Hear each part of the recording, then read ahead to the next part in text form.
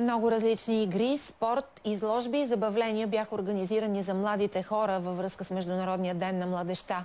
Още от ранния следобед пред НДК, Министерството на младежта и спорта и младежки организации заедно празнуваха. Голям интерес предизвика състезанието за най-добро есе на тема "Ето така се прави". Знаят ли какво искат младите хора у нас? Репортаж на Диана Тодорова.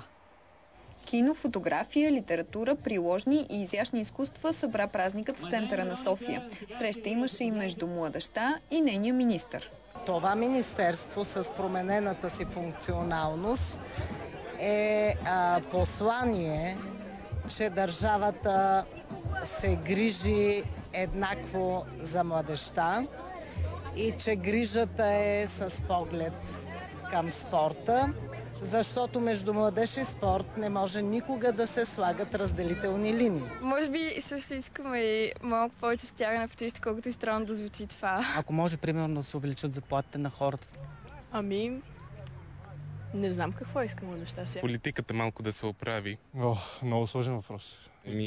Пари иска младежта. Освен пари? Свободно време. Забавления.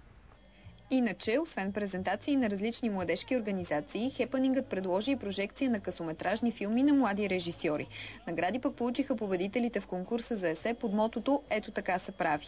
А как се прави така, че да се срещнат очакванията на младите и отговорите на политиците, остава въпрос и за едните, и за другите.